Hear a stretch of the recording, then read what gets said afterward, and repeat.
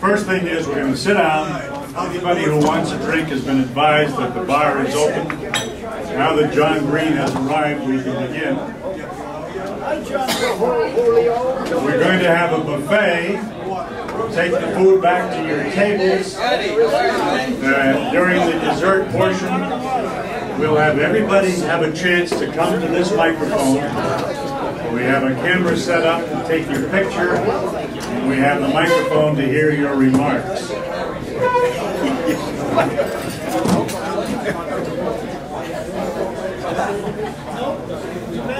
Here comes the judge. In order to get underway properly, we're going to need a moment of silence. And we're going to combine this moment of silence for all the victims of 9/11, along with those people who are no longer with us since the last reunion, which was June 13th of last year. We've lost, in chronological order, Hal Schnur in November, John Erickson in November, Don Gorman in February, Randy Scalise in February, Bob Dwyer in March, Jerry Haber on the same day in March, Floyd Richards just a couple of weeks ago, we think, on the same day that Arnold Dean's wife passed away. The obituary appeared late. We're not certain of the date of Floyd's death. So if we could please, just a moment of silence for all of those people, as well as those from 9/11.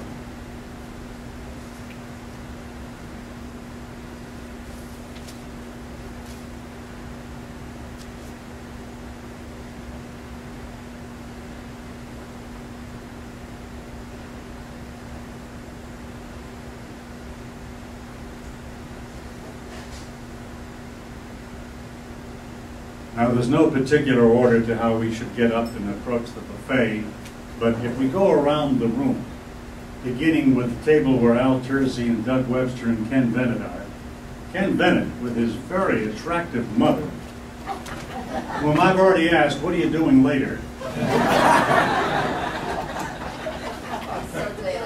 Oh, we got the whole afternoon. We'll begin with that table. When they finish serving themselves and returning to their table, then we'll go to the adjoining table and right around the room until we end up over here with John Perillo and Bob Killian and John Green and Bruce Murray and Danny McCullough. Jim and Linda Stewart just arrived. Their name tags are right behind them. So let's begin the procession to the buffet table, and we'll finish up during the dessert with some comments from all of you who are here. You're going to have a chance to come up here, hold the mic, have your picture taken, and watch Dave Kaplan have a heart attack.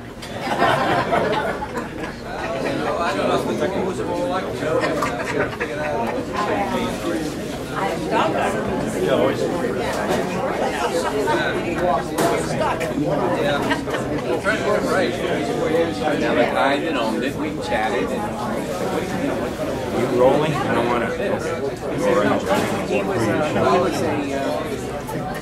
We have a number of people who did not attend last year's reunion, and we're going to ask them to come up to the microphone, one by one, alphabetically, to do the same things the people did last year, which is to give their name, their function at WTIC, and what they've done since the good old days.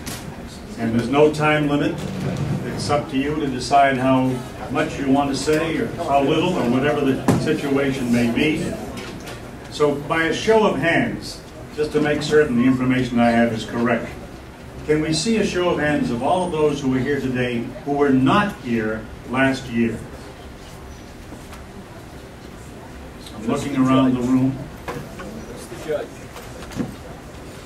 All right? So if I can get it alphabetically, I hope I do this right. And if I don't, accept my apologies in advance. I believe alphabetically we might begin with Bob Killian. There you go.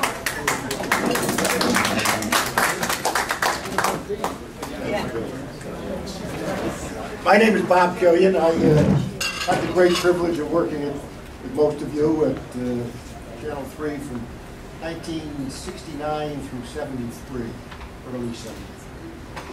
I was a newsman and had the fancy title of Washington Bureau Chief for about 2.5 of those years. It happens to also be when I was in law school, which has kept me occupied ever since I left. You know, I gotta tell you, I probably have less right to be here than almost anybody, because my tenure at the station was shorter than virtually anybody else who's here. But I'm here because it was a very important part of my life. I worked with some extraordinary people, and I learned from virtually all of them. Jim Stewart, Larry Bear, Bill Flower, who were some of the champions of the newsroom in those days. And it was a unique group of people. It is a unique group of people. I hope you understand just how special you are. My previous history was I worked for a year at WGY, WRGB in Schenectady, New York. That was also a unique group of people. I've also gone to a couple of reunions for them. It was family. Channel 3 is family. When I was in Washington, occasionally they would send a photographer from Hartford. Those days it was all film. We didn't have videotape or satellite connections or however the hell they do it now. And this photographer they used to send was Dick Hines. I got to tell you Dick Hines. By the way, when his marriage ended, he called me to see if I needed a roommate. Thank God. 3 months earlier, I'd gotten married to Candy. We were at a National Governors Conference meeting. All the governors were there. The president was coming. And Heinz was there. He had come to Washington to take pictures for, what do we call it, chroma key, the stuff that used to be behind you, when you're, but not really behind you, the magic of science, of Washington landmarks. So we have this library of pictures. But he also, of course, brought that camera, that 16mm thing that went over his shoulder with a big thing in the back. I think we were the last station in America to invest heavily in 16mm cameras. Everybody else was going to the videotape. And they had all the hotshot reporters from all the big networks, all the major stations. This kid called Killian and Dick Hines. And the only difference between all the rest and us is he knew everybody who walked in the room visually. So he would see someone coming down. Now these were governors, they're not famous in Washington. But he'd see someone coming down and he'd say, "Lights!" And all the network guys would turn on their lights. Heinz didn't have lights. And they'd take the picture. Another one would come and he'd say, "Lights!" And it would be Nelson Rockefeller walking down. He'd take the picture. And it went on like that for about an hour. Finally, at one point, he said, "Lights!" And everybody took on the pictures, and Pavlovian-like, they started taking the film of the whoever was walking down the hall. I looked, I said, "Yeah, who the hell is that?" "I don't know, but that will drive them crazy." Thank you for letting this short-termer come today. Thank you for being you. Hartford misses the old WTIC.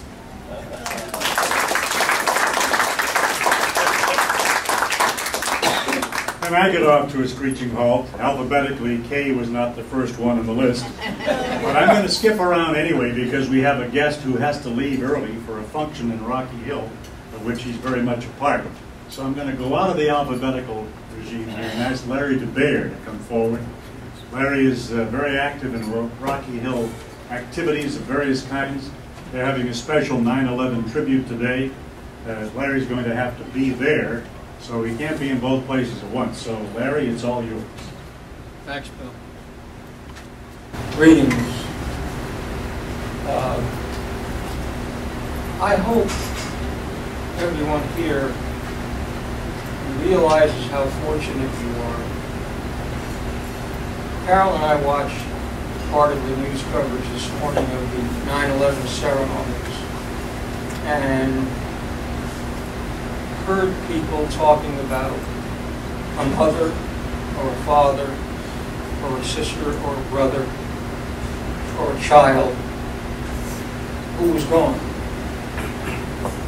And I guess maybe the older you get, the more emotional you get, but I had a tough time tearing myself away from that coverage to come here. Carol kept saying, "You gotta go, you gotta go." And she was right, and we finally left.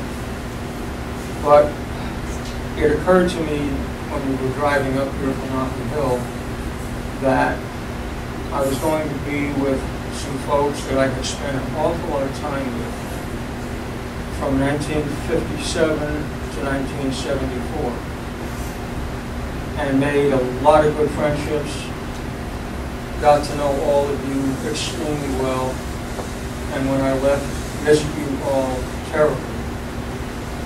And then came the opportunity to be here and say hello to everybody once again. And that's why I ask all of you to remember how fortunate you are to be here. I'm still hustling along in Rocky Hill, trying to sell real estate in a market where buyers don't want to buy, where sellers are afraid to put their house on the market, and where banks refuse to lend money. It's a great market right now. And I'm still involved in politics. I'm on the Rocky Hill Town Council and creating as much havoc as I possibly can.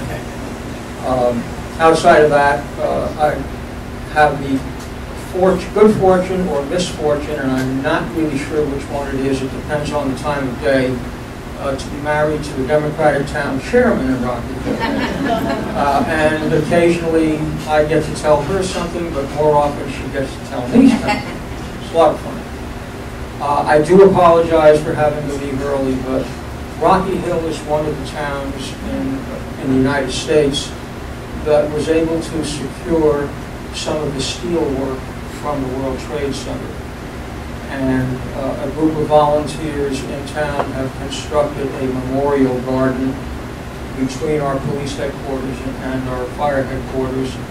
And the girder that we did obtain is going to be placed there today. And it's a ceremony that I would not want to miss, and so we do have to leave. But I just want to say that it's great seeing all of you. And I wish I could stay longer to chat, but I can't. Congratulations on making it here, and please, to repeat myself, remember how fortunate you are.